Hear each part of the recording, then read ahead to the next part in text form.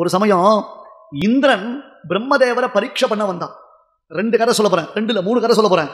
ஒரு சமயம் இந்திரன் என்ன பண்ணா, பிரம்மா கிட்ட வந்தான். உங்களை எல்லாம் நீங்க பெரிய யூனிவர்சிட்டி வச்சிருக்கேன்னு சொல்றா, நிறைய பேருக்கு நல்ல உபதேசங்கள்லாம் பண்ணிருக்கேன்னு சொல்றா, நீங்க உபதேசம் பண்ணணும் எனக்கு ஒரு ஆசையா இருக்கு, உங்ககிட்ட உபதேசம் வாங்கிக்கணும். பிரம்மாவுக்கு ஒரே சந்தோஷம். காரணம் என்ன, இந்திரனே தங்கிட்ட ஸ்டூடெண்டா வந்துட்டானா, அதை போட்டோ எடுத்து நாளைக்கு 4 இடத்துல வாட்ஸ்அப்ல ஃபேஸ்புக்ல டிபி வச்சோம்னா 10 பேர் பிரம்மாவுடைய இன்ஸ்டியூட்ல வந்து சேருவாங்க. ஓ, இந்திரனே அவர்கிட்ட ஸ்டூடெண்ட்பா, இந்திரனே அவர்கிட்ட ஸ்டூடெண்ட்பா அப்படின்னா எங்க இன்ஸ்டியூட்ல படிச்சவன் தான் இந்திரன் ஃபோக்கஸ் பண்ணாது எவ்வளவு பெருமை, அது எவ்வளவு பெருமை. ஓகேன்ட்டார். ஆனா இந்திரன் எது தெரியுமா வந்தா, என்னையா தெரியும் இந்த ஆளுக்கு, 4 தலை இருந்தா பெரிய கீரியவர், என்ன பெரிய விஷயம்லாம் தெரிஞ்சிருமா அவருக்கு, என்னதான் தெரிஞ்சுட்டு இருக்காரு பார்க்கலாமே, ஒரு தடவை நம்ம அவரை செக் பண்ணலாம் என்று சிஷ்ய லட்சணமே இல்லாமல் அவர்கிட்ட படிக்க வந்தான். நேற்று ஸ்லோகத்தில் பார்த்தோம், சத்புத்தி சாதுசேவி சமுச்சித சரிதா சாஸ்திர விஸ்வாசீலகான்னு நேற்று பார்த்தோம் இல்லையோ. அவர்கிட்ட படிக்க வந்தான். உடனே உட்கார வச்சார். மட பிரம்மஜானத்தை உபதேசம் பண்ணார். ரைட் சுவாமினா ஒரு சம்பாவனை பண்ணா, கிளம்பி போனா. இந்திரன் எக்ஸிட் ஆனா பிரம்மதேவர் மண்ட சூன்யம் ஆயிடுது. ஏன், சிஷ்ய பரீட்சை பண்ணாமல், சிஷ்யனுடைய தராதரம் தெரியாமல் உயர்ந்த ஞானத்தை அவனுக்கு உபதேசம் பண்ணின பாபத்தினால பிரம்மாவுக்கு ஞானம் படுத்து. இப்ப நிறைய பேருக்கு மூலம் அழுகி போறதுக்கு இதான் ரீசன். ஏன் சுவாமி இப்படி மாத்தி மாத்தி சொல்லிட்டு இருக்கீங்க, சொல்லவே திருப்பி சொல்லிட்டு இருக்கீங்க. ஒண்ணு இல்லப்பா, ஒரு 10 பேருக்கு காலக்ஷேபம் சொல்லிட்டு இருக்க, அதோடைய எஃபெக்ட் தான் இது. அப்பா மறந்து போயிடுறா, திருப்பி எனக்கு ஞாபகப்படுத்துறா அப்படின்னு ஏற்கனவே தான் கொடுத்த நோட்ஸ் தன்னுடைய டேப்பெல்லாம் வாங்கி அவரை கேட்டு ஓஹோ இதான்னு பெற்றார். அப்ப பிரம்ம ஜானத்தை ஜாகிரதையா வச்சுக்கணும். தத்வித்தி பிரணிபாத்தேன பரிப்பிரஷ்டேன சேவையானா கிருஷ்ணன். போ பெரியவாழ்கிட்ட போ, 10 தடவை சேவி, 10 தடவை கேளு, அவன் என்ன சொல்றான்றதை கேட்டுக்கோ, அப்புறம் அவளுக்கு பதில் சொல்லு அப்படின்னு சொல்றானோ இல்லையோ. அந்த மாதிரி அது ஒண்ணு முக்கியமான விஷயம். இன்னொன்னு, இது இந்திரனுடைய ஒரு ஆங்கிள்.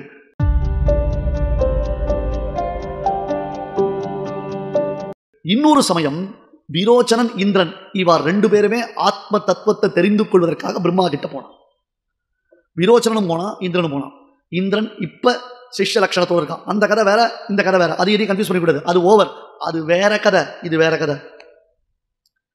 இதுல உண்மையிலேயே இந்திரன் சத்தையோடு இருந்தான், விஷயம் தெரிஞ்சுக்கணும்னு ஆசைப்பட்டான். விரோச்சனன் அசுரன் இவா 2 பேரும் பிரம்மா கிட்ட போனான். போன உடனே சுவாமி ஆத்ம தத்துவத்தை சொல்லுங்கோ, ஆத்ம தத்துவத்தை சொல்லுங்க. அப்படியா, சரி சொல்றேன், இங்க வா. ஒரு பாத்திரத்துல ஜலம் இருக்கா, எட்டிப்பாரு. எட்டி பார்த்தா என்ன தெரியுது? இந்திரன் சொன்னா நான் தெரிகிறேன்னா, நான் தெரிகிறேன்னா. விரோச்சனன் ஆமா நான் தெரிகிறேன். ஒரு மடக்கு, சின்னதா ஒரு வானா மாதிரி ஒரு இடம், ஒரு மடக்கு, அந்த மடக்குல தண்ணீர் வச்சு இப்ப எட்டிப்பார், என்ன தெரியுது? ஆமா என் மூஞ்செல்லாம் தெரியுது, கிரீடம் போட்டுருக்கேன், கொண்டெல்லாம் போட்டுருக்கேன், கண்ணெல்லாம் ஐலாஷ்லாம் போட்டுருக்கேன் அப்படின்னு மேல மேக்கப்லாம் எல்லாம் தெரியுறதோ இல்லையோ, நல்லா தெரியுதா? தெரியுது. இதான் ஆத்மா அப்படின்ட்டு, இதான் ஆத்மா, இதான் ஆத்மா அப்படின்ட்டு ரொம்ப சந்தோஷம்னு போயிட்டான். விரோச்சனன் போனான். அசுரர்கள்லாம் வெயிட்டிங், அவளுக்கெல்லாம் விஷயம் தெரியாது. அவ விரோச்சனன் கிட்ட சொல்லிட்டா, நீ போய் பிரம்மா கிட்ட கேட்டுட்டு வா, எங்களுக்கு அதோடைய கேப்சூல் கொடு, போறோம், ஃபுல்லாலாம் எங்களுக்கு உபதேசம் பண்ணாதுன்ட்டான். அங்கேருந்து விரோச்சனம் வந்தான். ஒண்ணுமில்லடா, இந்த பாடி இருக்கு இல்லையா, நம்முடைய எம்பாடிமெண்ட், இதுதான்டா ஆத்மா அப்படின்ட்டான். இதான் ஆத்மான்ட்டான். அப்ப என்ன ஆகுது? ஆத்மா பிறக்கிறது, ஆத்மா வளர்கிறது, ஆத்மா அழிகிறது. ஆத்மாவுக்கு பிறப்பு உண்டு, ஆத்மாவுக்கு வளர்ச்சி உண்டு, ஆத்மாவுக்கு அழிவு உண்டு. ஏன் பாக்குறமே, ராமன் பிறந்தான், கிருஷ்ணன் பிறந்தான், குப்பன் பிறந்தான், தேவரத்தன் பிறந்தான், யஜ்ஞரத்தன் பிறந்தான் ஒருத்தர் சொல்றோம் இல்லையோ. அப்ப ஆத்மானது சரீரம் தானே ஆத்மா, கரெக்ட், ஓகே, கான்செப்ட் புரிஞ்சு போச்சு. அதுல இருந்து அவ உபதேசம் பண்ண ஆரம்பிச்சா. அவர்களுக்கு தான் என்ன பேரு? அந்த அசுர சுபாவம் உடையவர்களுக்கு என்ன பேரு? தேகத்தையே ஆத்மாவா பார்ப்பவர்கள் அசுர சுபாவம் உடையவர்கள். அதுக்கு மேல அடுத்த லெவல் அவள்லாம் என்னது? பூர்ணமாக அந்த பகவத் தத்துவத்தையே ஒத்துக்கொள்ளாதவர்கள், நாஸ்திகவாதம் பண்றவர்கள் சொல்றோம் இல்லையா நம்ம. அவ தேகத்தை தான் ஒத்துப்பா, ஆத்மாவை ஒத்துக்க மாட்டா. ஆத்மா நித்தியம்ன்றதை ஒத்துக்க மாட்டா. ஆத்மா நித்தியம்னா பூர்வ ஜென்ம கர்மா இந்த ஜென்மால அனுவர்த்தி ஆகணுமே, இதுதான். மற்றும் இல்ல இன்னொன்னு உண்டு. என்ன விசேஷம்? ஒருவன் இறந்த பிறகு அவனுக்கு எல்லா அலங்காரத்தையும் பண்ணி அப்படியே அந்த தேகத்தை கொண்டு போய் வைப்பான். இப்ப இந்த பிரமிட் எல்லாம் பாக்குறோம் பாருங்க. இறந்த பிறகு தேகத்திற்கு என்ன அலங்காரம்? நம்ம ஹிந்து தர்மத்துல இறந்த பிறகு தேகத்திற்கு அலங்காரம் தேவையில்லை, மொத்தத்தையும் எடுத்துருவான், அரணாகொடி உட்பட. ஏன்? தேகம் தான் அழிஞ்சது, ஆத்மா அழியாது. தேகினோஸ்மின் யதா தேகே கௌமாரம் எவ்வரம் ஜனா ததா தேகாந்தர பிராப்தி தீரஸ்தத்ர நமுஹ்யதி. பரமாத்மா கீதையில சொன்னான், ஒரு தேகத்தை விட்டு இன்னொரு தேகத்தை ஆத்மா அடையிறதை தவிர்த்து தேகம் அழியும், அழியும் தேகத்தை அழியாமல் காப்பாற்ற முடியாது, அழியாத ஆத்மாவை அழிக்க முடியாது. இதான் கீதை. ஒரு உபதேசம் பண்ணாரு பிரம்மா, நேர போனான் விரோச்சனன், ஓகே தேகம் தான் ஆத்மான்ட்டான். ஆனா இந்திரன் என்ன பண்ணா? அவர் சொன்னார் இல்லையோ, கொஞ்ச தூரம் போனா இததான் ஆத்மான்னு சொல்றார். நான் சின்ன வயசுல இருந்தேன், அப்ப சின்ன வயசுல சின்ன ஆத்மாவா? அப்புறம் யௌவனமா மாறின, அப்ப யௌவன வயசுல யௌவன ஆத்மாவா? ஒருவேளை நான் போயிட்டேன் அப்படின்னா இந்த ஆத்மா போயிடுமா, இது எனக்கு புரியலையே அப்படின்னு மறுபடியும் பிரம்மா கிட்ட வந்தான். சுவாமி எனக்கு அதில் கிளாரிட்டி இல்லை, நீங்கள் எதை சொன்னீங்களோ எனக்கு அதில் கிளாரிட்டி இல்லை, கொஞ்சம் இதை எக்ஸ்பிளைன் பண்ணுறீங்களா? சரிடா இந்தா இன்னொன்று இது ஆத்மான்னு. திருப்பி போனான், திருப்பி யோசிச்சான், அதுவும் ஒத்து வரல, மறுபடியும் வந்தான். இந்த மாதிரி வந்தான். 110 வருடங்கள் பிரம்மதேவரிடத்துல குருகுல வாசம் பண்ணினான் இந்திரன். ஒரு தடவை 25 வருஷம், ஒரு தடவை 33 வருஷம், ஒரு தடவை 27 வருஷம்ன்றதாக அவன் பிரம்மதேவரிடத்துல வந்துக்கான், வாசிச்சான். வாசிச்ச உடனே கடைசியில ஆத்மாவை குறித்ததான விளக்கத்தை பிரம்மா அவனுக்கு சொன்ன. நைனம் சிந்தந்தி சஸ்திராணி நைனம் தகதி பாவகான்னு நெருப்புல போட்டா அணையாது, எரியாது, ஆயுதங்களினாலே அடிக்க முடியாது, கொளுத்த முடியாது, எதுவுமே பண்ண முடியாது என்று ஆத்மா லட்சணத்தை சொன்னார். சரி, உபனிஷத்து ஒரு கேள்வி கேட்டது, இதை முதலையே அந்த மனுஷன் சொல்லி தொலைச்சு கூடாது பிரம்மா? இப்ப விரோச்சனை விரோச்சனை வஞ்சனை பண்ணிட்டார், இந்திரனை 10 தடவை வரவழைச்சு சொல்லி வச்சார், இதை முதல் தடவையா சொல்லி வச்சிருக்காளோ? சிஷ்யன் யோசிக்கணும். எடுத்த உடனே அவனுக்கு ஆன்சர் சொல்லக்கூடாது, அவன் என்ன புரிஞ்சுட்டு இருக்கான்றதை பார்க்கணும். அடுத்தது தன்னுடைய உபதேசத்தை மறுபடி அவன் நினைச்சு பார்க்கிறானா, அதுல அவனுக்கு பல கேள்விகள் உண்டாகிறதா, அந்த கேள்விகளுக்கு உரிய சமாதானத்தை அவனே உணர்கிறானா, அல்லது அந்த கேள்விகளை தன்னிடத்தில் வந்து அதை கேட்டு அறிந்து கொள்கிறானா அப்படின்னு இவன் நூல் விட்டு பாப்பா. அவனுடைய ஆட்டிடியூட் உண்மையிலேயே அவனுக்கு ருச்சி இருக்கா? என்னமோ கேள்வி கேட்டேன், அவர் பதில் சொன்னார், ஒன்றும் புரியல சார், ஒன்றும் பெருசா புரியல எனக்கு. சரி, அதோ பெரியவர் சொல்றார். இப்பெல்லாம் என்ன தெரியுமோ, புரியாம சொன்னா தான் பெரிய ஸ்காலர்னு சொல்லுவான். புரியுற மாதிரி ரொம்ப சிம்பிளா, சார் அவர் ஏதோ சொல்றார் சார், அது ஒன்றும் அவ்வளோ ஒன்றும் பெருசா இம்பார்ட்டன்ட் மெசேஜ் இல்லை, புரியுற மாதிரி சொல்லிட்டா ஸ்காலர் இல்லைன்றா சுவாமி. இது ஒரு பெரிய பிரச்சனையா போயிட்டு குழப்பிட்டு போயிட்டா என்ன மாதிரி இருந்தது தெரியுமா, அடேங்கப்பா 2 மணி நேரம் பொழிஞ்சு தள்ளிவிட்டார், என்னடா புரிஞ்சுட்டார், அதெல்லாம் பெரிய விஷயம் சார், அதெல்லாம் அப்படியே எக்ஸ்பிளைன் பண்ண முடியுமா? அது அது அப்படின்னா பரவச நிலையிலே ஆயிட்டான்னு அர்த்தம். இப்படிலாம் ஆபத்து வருது லோகத்தை, தெரியுமோ இல்லையோ? ரொம்ப கடினமான டெக்னிக்கலான விஷயத்தை ரொம்ப சிம்பிளா அழகான லௌகிகமான எக்ஸாம்பிள் சொல்லிட்டா நம்மள முத்திர புத்திரா, இது ஒன்றும் தெரியாது, போய் ஏபிராசிட்டு போயிடுறான். அந்த மாதிரி அவனுக்கு துறை இருக்கா? அவன் நாம சொன்னதை யோசிச்சு பார்த்தானா? நாம சொன்னதை ஒரு தடவைக்கு 2 தடவை அவன் பார்க்கிறானா? அதுல ஏதாவது கொஸ்டின்ஸ் கேட்கறானா? அதுல அவனுக்கு ஏதாவது ஐடியாஸ் வருதா? தான் மேற்கொண்டு விஷயத்தை விருத்தி பண்ணிட்டானா? மேல புஸ்தகங்கள் பார்த்தானா? அப்படின்றத பார்த்து பரீட்சை பண்ணி அப்புறம் தான் கடைசியில சொன்ன உடனே எடுத்த உடனே என்ன அப்படி கொடுத்துற உனக்கு வச்சுக்கோ அப்படின்னு கையில தூக்கி கொடுப்பாடா? கொடுக்க கூடாது. முதல்ல பிரம்ம வித்தியை இந்திரனுக்கு உபதேசம் பண்ணி பிரம்மா மறந்தது ஒரு கதை. 2வது அதே பிரம்மா அதே இந்திரனுக்கு ஆத்ம வித்தியை உபதேசித்த பொழுது இந்திரன் நல்ல இன்டலெக்சுவலோட நல்ல பிரதிபத்தியோட அந்த குரு சிஷ்ய பாவத்துல மறுபடியும் வந்து கேட்டு சோம்பேறித்தனம் இல்லாமல், தனக்கு புரியலன்னு விட்டுடலாமல், சரி போறோம் ஏதோ 2 சொன்னார் போறோம், நமக்கு என்ன சார் இதுக்கு மேல நாம என்ன பண்ண போறோம் அப்படின்னு இல்லாமல் மறுபடியும் வந்து அப்ரோச் பண்ணி அவன் கேட்டுட்டா பாருங்க, அவனுக்கு ஆத்ம ஞானம் நிலைச்சது. விரோச்சனுக்கு போயிடுச்சு. அசுர சுபாவத்தினால தேகமே ஆத்மானா அப்படியா தெரிஞ்சுட்டேன், சரி போயிட்டு வா. இல்ல இதானா இதுல இன்னும் உள்ள சூக்ஷ்மார்த்தங்கள் இருக்கா, இன்னும் விசேஷங்கள் இருக்கா, இதை கொஞ்சம் நான் யோசிச்சு பார்த்தா எனக்கு இப்படி சரியா வரலையே அப்படின்னு கேட்கலானா? கேட்கல, இல்ல நான் தெரிஞ்சுட்டேன், போயிட்டு வா. விரோச்சனம் தான். 2வது கதை எடுத்தா 3வது கதை.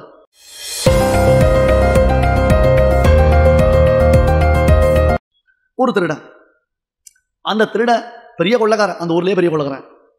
ராஜா என்ன பண்ணா, அந்த திருடனை கண்டுபிடிச்சான்னா யார் அந்த திருடனுடைய தலையை கொண்டு வரானோ அவனுக்கு 10 லட்சம் ரூபாய் கொடுக்குறேன் ராஜா அறிவிச்சிருக்கான். இவன் தலைவரவு வாழ்க்கை வாழ்ந்துட்டு இருக்கான். அந்த திருடன் யார் கண்ணியும் படாம தலைவரவு வாழ்க்கை வாழ்ந்துட்டு இருக்கான். கொஞ்ச நாள் ஆச்சு. ராஜா தனக்கு ரொம்ப அந்தரங்கமா இருக்கக்கூடிய மந்திரி கிட்ட ஒரு விஷயம் சொன்னா, மந்திரி எனக்கு ரொம்ப ஆசையா இருக்கு, ஒரு நல்ல ஞானியை பார்க்கணும்னு ஆசையா இருக்கு, எனக்கு சிறந்த ஞானி ஒருத்தன், அவனை பார்க்கணும்னு ஆசையா இருக்கு.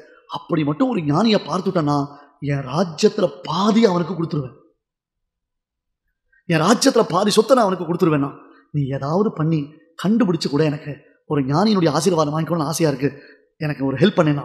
மந்திரிக்கு பேராசை, எப்படியாவது இந்த ராஜ்யத்துல பாதியத்தான் அபகரிச்சிடணும்னு ஆசை அவனுக்கு. இது ராஜாவுக்கு மந்திரிக்கு தவிர வேற யாருக்கும் தெரியாது இல்லையோ. பேசாம தான் மந்திரி. ஒரு நாள் மந்திரி நகர சோதனை பண்ணான். ஆனா பாவம் அந்த காலத்து மந்திரிகள்லாம் நகர சோதனை பண்ணியிருக்கான்னு தெரியுது. அவன் ஏதோ பேராசைப்பட்டிருக்கான், தட் இஸ் டிஃபரெண்ட். ஆனால் ஏதோ ராஜ்யத்துக்குள்ள அவன் சஞ்சாரம் பண்ணியிருக்கா. இவன் போனான். என்னாச்சு தெரியுமா? ஃபார்ச்சுனேட்லி இந்த பல நாள் திருடன் ஒரு நாள் அகப்படுவான்னு எந்த திருடனுக்கு தலைக்கு ராஜா 5 லட்சம் ரூபாய் வச்சிருக்கானோ 10 லட்சம் ரூபாய் அவனும் சொன்னானோ அந்த திருடனை மந்திரி பிடிச்சிட்டான். அவன் மிரண்டு போயிட்டான். ஐயோ என்ன விட்டுடு, தப்பு பண்ணிட்டேன், நான் கொள்ளடிச்சதெல்லாம் அவங்ககிட்ட கொடுத்துட்றேன், உனக்கு நான் மொத்தத்தையும் கொடுத்துறேன், என்னை எப்படியாவது ரிலீஸ் பண்ணிவிடு, ராஜா கொடுக்குற 10 லட்சத்தோடு சேர்த்து உனக்கு நான் 10 கோடியாக கொடுக்குறேன், ஒன்றும் பெரிய இதில் அப்படி இப்படி கை போய் எல்லாம் பண்ணான். மந்திரிக்கு விஷமமான ஒரு யோசனை தோணித்து. சரி, உன் பேரில் ஒரு கேஸ் கூட இல்லாமல் பண்ணிடுறேன், முடியுமா? மந்திரி நினச்சா என்ன வேணா பண்ணலாம், அது ஒரு பெரிய கஷ்டமே இல்லை. உன் பேரில் ஒரு கேஸ் கூட இல்லாமல் பண்ணிடுறேன், ஆனால் நீ ஒன்று பண்ணணும். என்ன? ராஜா வருவான், உன்னை சேவிப்பான். என்னது ராஜா என்ன ஆமாம், ராஜா உன்னை சேவிப்பான், சேவிச்சுட்டு ஒரு பத்திரம் கொடுப்பான், அந்த பத்திரத்தை வாங்கி என்கிட்ட கொடுத்துரு.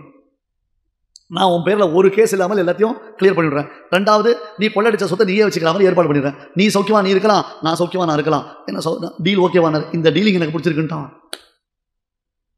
ஓகேன்ட்டான். இவருக்கு சாமியார் வேஷம் போட்டான். மந்திரி வேஷம் போட்டு ராஜா கிட்ட போயிட்டு, ராஜா ராஜா நீங்க சொன்ன மாதிரியே ஒரு நல்ல மகான், எதுக்குமே ஆசைப்படாத மகான், முற்றும் துறந்த மகாத்மா, அப்பேற்பட்ட ஒரு சுவாமிஜியை நான் பார்த்துருக்கேன். எங்க இருக்கார்? நம்ம ராஜ்யத்தில் இருக்கார். நம்ம ராஜ்யத்திலையா? நான் பண்ண பாக்கியம், எப்பேற்பட்ட பாக்கியம். அவரை உடனே ரத்தகஜ துறக்க பராதிகள் அனுப்பி பல்லாக்கு அனுப்பி அவர் அழைச்சினவர் சொல்லுங்க. என்னது? மகாத்மா வைராக்கியத்தில் தோஞ்சவர், முற்றும் துறந்தவர், அவர் இங்கெல்லாம் வரமாட்டார். பில்டப் கொடுக்கணும்ல, அவரை பத்தி 4 வார்த்தை அதிகமாக சொல்லணும் இல்லையோ, அப்பதான் ராஜாவுக்கு இன்னும் ஆர்வம் கிளம்பும். அவர் இங்க நீங்க நினைக்கிற மாதிரிலாம் இங்கெல்லாம் வரமாட்டார், அதெல்லாம் நடக்காது. அப்புறம் நாம தான் அவரை போய் சேவிக்கணும், நாம அவரை தான் சேவிக்கணும். சரி, ரெடி ரெடி ரெடின்ட்டான். பல்லாக்கு ரெடி பண்ணு, சதுரங்க சைன்யத்தோட அண்ணா போனா. அங்க போனா உட்காந்துருக்கான், உள்ளுக்குள்ள கிடு கிடு கிடு கிடுன்றது. அவன் ராஜா சும்மா அப்படி ஜம்மன கையில கத்தியெல்லாம் எடுத்துட்டு, அது ராஜா கூட ஒரு பந்தாவோட ஹோராவோட வருவாங்க இல்லையோ, இந்த மந்திரி அதில் போட்டு கொடுத்துட்டா நம்மளை மாட்டி விடுறதுக்கோசரம் பிளான் பண்ணி இங்கே லாக் பண்ணிட்டு போயிட்டான். அவன் தாடி வீசெல்லாம் ஒட்டி அவனுக்கு ஒரு சன்னியாசி வேஷம் போட்டு கையில் ஒரு ஜபமாலை கொடுத்து கண்ணை முடிக்கோ, கண்ணை திறக்காத, நான் சொல்கிறேன் ராஜா வரானா மந்திரி வரானா, மந்திரி வரானா ராஜா வரானா அப்படின்னு கேமரா கரெக்டாக எடுத்துட்டு இருக்கானா இல்லையான்னு பார்க்குற போது உபன்யாசத்தில் அந்த மாதிரி பார்த்துட்டு இருக்கான். பயம் உள்ளுக்குள்ள அந்த குடுக்குடாச்சு. வரான் சுவாமி ராஜா, அங்கே பார்க்கலாம் அந்த சாமியார ஒரு மரத்தக்கடியில் உட்காந்து தியானத்தில் உட்காந்துருக்கான் மாதிரி உட்காந்துருக்கான். விழுந்து சாஷ்டாங்கமாக சேவிக்கிறான். இவன் தலைக்கு அவன் 10 லட்சம் ரூபாய் அனௌன்ஸ் பண்ணியிருக்கான், அவன் காலில் விழுறான். இவன் விழுந்து சாஷ்டாங்கமாக சேவிச்சான். சேவிச்சு கையை கூப்பினான். மகாபிரபு பரமபாக்கியம், என்னுடைய ராஜ்யத்தில் நீங்கள் இருக்கிறது நான் பண்ணின சௌபாகியம், உங்களுக்கு காணிக்க கொண்டு வந்திருக்கேன் அப்படின்னு 20 லட்சம் செப்பு காசுகள், 20 லட்சம் செப்பு காசு ஒரு தட்டில் வச்சு காணிக்கையாக கொண்டு வந்து சமர்ப்பிக்கிறான். மந்திரி சொல்றான், வாங்காதே. பின்னாடி வாங்காதே, மந்திரி கை காட்டுறான், வாங்காதேன்னு. ராஜா, நான் சன்னியாசி, வெறுமை இந்த ஆகாசத்துக்கு கீழே உட்காந்துட்டு இருக்கேன், இந்த மரத்துடைய நிழல் போகிறோம், எனக்கு மர உரி 2 செட்டு இருக்கு, அது கிழிஞ்சதுன்னா இந்த மரப்பட்டை எடுத்து நான் தைச்சிக்க போறேன், இந்த செப்பு காசை வச்சு நான் என்ன பண்ண போறேன், எனக்கு எதுக்கு இது கொண்டு வந்து வேஸ்ட் பண்ற, நீ போய் நல்ல காரியங்கள் ராஜ்யத்தில் எத்தனையோ உபயோகப்படும், அதை கொண்டு போய் நீ செலவழிச்சுக்கோ, எனக்கு வேண்டாம்.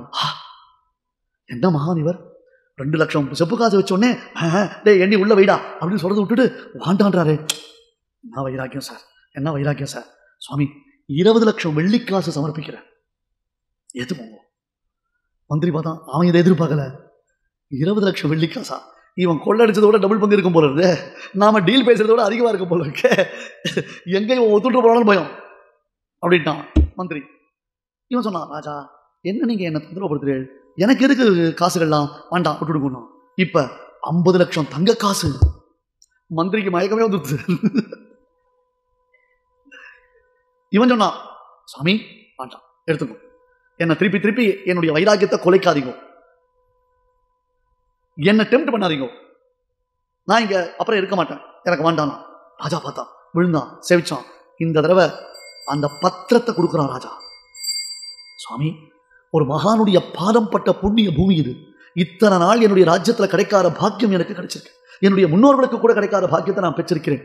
அப்படி நீங்க உங்களை போல ஒரு பெரிய மகாத்மாவை சேவிச்சா என் ராஜ்யத்துல பாதி கொடுக்கறதுன்னு நான் பிரதிஜை பண்ணிவிட்டேன். அதனால நீங்க இதை மறுக்க கூடாது, என்னை தடுக்க கூடாது, கட்டாயம் நான் கொடுக்குற இந்த காணிக்கையை ஏத்துண்டுதான் ஆகணும்னு கிரயம் பண்ணி பட்டயத்துல இந்த ராஜ்யத்துல பாதி உங்களுக்கு தான் பிடிங்கோன்னா. மந்திரி வேலை வாங்கிக்கோ வாங்கிக்கோ வாங்கிக்கோ வாங்கிக்கோன்றான். அந்த திருடம் பார்க்கறான், பின்னாடி மந்திரி நிக்கிறது, சைன் பண்ணிட்டு இருக்கான், எதிர ராஜா கொடுத்துட்டு இருக்கான். பார்த்தான், வாண்டாம், ராஜ்யத்துல பாதி வேண்டாம். மந்திரி என்ன சொல்ற? மந்திரி நீங்க பேசாதீங்க. அவன் அப்படின்னு அவன் தான் பேசணும், அவனுக்கு உள்ள பிக்கு புக்கு பிபி ஏறிட்டு இருக்கு அவனுக்கு, அவன் தான் பேசணும். மந்திரி நீங்க பேசாதீங்க, ராஜா எடுத்துக்கோ, எடுத்துட்டு போயிடும். நீங்க இப்படி நிர்பந்தப்படுத்துறது எனக்கு பிடிக்கல. என்ன சோதனை பண்றீங்க நீங்க. முடியாது. நான் இதை ஒரு பைசா எடுக்க மாட்டேன். இந்த பட்டயத்துக்கு எனக்கு சம்பந்தம் இல்லை. நான் சன்னியாசி. தெருவா பிச்சை எடுத்து சாப்பிட்டு இருக்கிறேன். எதுவுமே கிடைக்கலன்னா அந்த தெருக்கோடியில் இருக்கிறதான புஷ்கரணிலேருந்து தீர்த்தம் சாப்பிட்டு நான் பேசாமல் இருப்பேன். காய்கறி கணக்கு இருந்தால் எனக்கு போறோம். ஒரு ராஜ்யத்தை பரிபாலனம் பண்ணி என் தலையில இந்த ராஜ்யத்தை கட்டுறதுனால என்ன பிரயோஜனம்? எனக்கு வேண்டாம், எடுத்துட்டு போகும் அப்படின்ட்டான். எடுத்துட்டு போகட்டான். இப்ப ராஜா நிஜமாவே மந்திரிக்கு பிரம்மாண்டமான ஹார்ட் அட்டாக் வர மாதிரி ஒரு காரியம் பண்ணான். என்ன பண்ணா தெரியுமா? தம் பொண்ணு அதிரூபவதி இளவரசி பக்கத்துல நிக்கிறா. அவளை கையை பிடிச்சி இழுத்துட்டு வந்து, மகாபிரபோ என் பெண்ணை நீங்க கல்யாணம் பண்ணிக்கணும்னா. அவ்வளவுதான் மந்திரி. ஏன்னா பட்டயத்தை கொடுத்தா பாதி ராஜ்யம் தான் வரும், பொண்ணை கல்யாணம் பண்ணிட்டா முழு ராஜ்யம் வரும் இல்லையா? ஓஹோ, இந்த திருடன் எந்த ஒரு விஷயத்தையும் பிளான் பண்ணி பண்றான். இப்ப திருடனுக்கு தேள் கொட்டா மாதிரி இல்ல, மந்திரிக்கு தேள் கொட்டா மாதிரி எடுத்து இவன் சுவாமி இல்ல திருடன் மந்திரியால காமிச்சு கொடுக்க முடியுமா? நீதானடா இவன் சுவாமின்னு சொன்ன, நீதானடா மகாபிரபுன்னு, நீதான அழிச்சு வந்து என்ன சேதிக்க வச்ச. இப்ப அவன் திருடன்னு சொல்றியே, அப்ப அவன் திருடனா நீ திருடனா? ராஜா கேட்டா என்ன பதில் சொல்ல முடியும்? எங்க இவன் ஒத்துண்டு இருக்கிற போறானு பயம். ஓ, பொண்ணை கொண்டு காமிச்சா யாரா இருந்தானே சுவாமி? விஸ்வாமித்ர பராசர பிரபுதையோபி பாதாம்பு வர்ணாசனானார். விஸ்வாமித்திரர் பராசரர் இது போல பெரிய பெரிய மகர்ஷிகளா இருந்தாலே அவளை கேவல காற்றையும் தண்ணீரையும் மட்டுமே உண்டு வாழ்ந்தவர்கள். அப்படி அன்னாகாரம் இல்லாமல் தபஸ் பண்ணா, ஒரு மேனகை கேட்வாக் பண்ணா, ரொம்ப கேட்வாக் பண்ணா, ஈகிள் சின்ன பின்னாடி போயிட்டான். நாமெல்லாம் பாதாம் பருப்பு, பிஸ்தா பருப்பு, முந்திரி பருப்பு சாப்பிட்டு உட்காந்துருக்கோம், முசுக்கு முசுக்கிட்டு. அது தவிர மேல நம்ம கொழுப்புலாம் வேற எக்ஸ்ட்ராவா சேர்த்துக்கிறோம். நம்ம இன்கிரீடியன்ஸோட கொழுப்பு அதிகமா சேர்த்துக்கிறோம். இன்சிக்னிஃபிகன்ஸ் கிரேடியன்ஸ் இதெல்லாம் அதை சாப்பிட்டு இருக்கோம். அப்ப நம்மளால முடியாத ஒரு அழகான ஒரு பொண்ணை கொடுத்து, ராஜகுமாரியை கொடுத்து, இந்த ராஜகுமாரியை கல்யாணம் பண்ணிக்கோ, உனக்கு ராஜ்யம்னா எந்த முட்டாளாவது வானான்னு சொல்லுவானா? யாருக்காவது தேவையில்லை சொல்லுவாளா? அஜய்யோ அப்படின்னா எழுந்துட்டான் திருடன், எழுந்துட்டான். ராஜா நீங்க பண்றது சரியில்லை. ஒவ்வொரு தடவையும் நான் உங்களுக்கு வார்னிங் கொடுக்குறேன், பட் நீங்க மேல மேல மேல நீங்க என்ன ரொம்ப இம்சம் பண்றீங்க. இனி நான் உங்க ராஜ்யத்தில் இருக்க மாட்டேன். உங்க ராஜ்யத்தில் இருந்தால் தானே இந்த பிரச்சனை, எனக்கு தேவையில்லை. துண்டை உதறி தோல்ல போட்டு நான் போயிட்டே இருக்கேன், நீங்க ஆளை விடுங்க அப்படின்னு கிளம்பினோடனே ராஜா சொன்னா, இல்லை மன்னிக்கணும், இனிமே உங்களை நிர்பந்தப்படுத்த மாட்டேன், உங்களிடத்துல நான் எந்த விதமான கேள்வியும் கேட்க மாட்டேன், சாரி அப்படின்னு கை கூப்பிட்டான். ராஜா கிளம்பிட்டான். நீங்க இந்த ராஜ்யத்தில் இருக்கிறது எனக்கு அவ்வளவு முக்கியம், இந்த ராஜ்யத்தை விட்டு நீங்க போகக்கூடாது, இங்கே இருக்கும்ட்டான். ராஜா கிளம்பிட்டான். மந்திரி ராஜாவை கொண்டு போய் விட்டுட்டு வரணுமே, புரோட்டோகால் ஆச்சே. கொஞ்சம் தூரம் போனா விட்டுட்டான், திரும்பி வந்தான். மகாபாபி, படுபாவி, ஏன்டா அப்படி பண்ண? இப்பயே கட்டி எடுத்து கழுத்தை வெட்டுற பாரு, என்னடா நினைச்சிருக்கு நீ? பாதி ராஜ்யத்தை வாங்கி என்கிட்ட கொடுத்துறான்னு சொன்னா வேண்டான்னு சொல்றீங்க, வேண்டாம் என்ன நினைச்சிருக்க நீ? மந்திரி கண்ணாபிடா கத்தினான். அவன் எழுந்தான். ஐயா, நேத்து வரையில நான் திருடனா இருந்தேன். இந்த ராஜா என் தலையை சீவனவனுக்கு 10 லட்சம் ரூபாய் கொடுக்குறேன்னு சொல்லியிருந்தான். நீங்க எனக்கு வேஷம் போட்டீங்க, வேஷம் போட்டுன்னு வந்து உட்கார்ந்த. எந்த ராஜா என்னை பார்த்த இடத்துல கண்டன் துண்டமாக வெட்டணும்னு ஆசைப்படுறானோ அந்த ராஜா என் காலில் விழுந்து சேவிச்சான் சார், என் காலில் விழுந்து வணங்கினான் சார் அவன். அப்புறம் 20 லட்சம் செப்பு காசு கொண்டு வந்து கொடுத்தான். வாண்டான அதை விட வசத்தியா 50 லட்சம் வெள்ளி காசு கொடுத்தான். வாண்டான அதை விட வசத்தியா தங்க காசு கொண்டு வந்து கொடுத்தான். வாண்டான அதை விட உயர்ந்ததான ராஜ்யத்தை கொடுத்தான். வாண்டான அதை விட உயர்ந்ததாக பெண்ணை கொடுத்தான். பாத்தீங்களா மந்திரி, ஒரு விஷயத்தை நீங்க கவனிச்சீங்களா? என்ன, நான் வாண்டான்னு சொல்லத்தான் எனக்கு அடுத்து கிடைச்ச விசேஷங்கள் அத்யுத்கிருஷ்டமா இருந்தது. முதல்ல வெறும் செப்பு காசு வந்தது, அதுலயே சாட்டிஸ்ஃபை ஆனா வெள்ளி வந்திருக்கா இல்லையா? அதை வாண்டானே வெள்ளி வந்தது. அந்த வெள்ளியை காட்டுல தங்கம் அதிகமா வந்தது, அதை காட்டுல ராஜ்யம் வந்தது, அதை காட்டுல ராஜகுமாரி வந்தா. இப்ப பாருங்க, இதெல்லாம் வாண்டான்னு சொன்னா இதை விட உயர்ந்தது எனக்கு கிடைக்க ஆரம்பிச்சது. இது எதுவுமே வாண்டான்னு சொன்னா எனக்கு அந்த பிரம்மத்தினுடைய அனுகிரகம் கிடைக்காதா? அதனாலதான் நான் வாண்டான, எனக்கு வைராக்கியம் வந்துட்டு ரொம்ப சந்தோஷம், நீ போட்ட வேஷத்தை இனி மெயின்டைன் பண்றேன்ட்டான். அதுதான் வைராக்கியம்.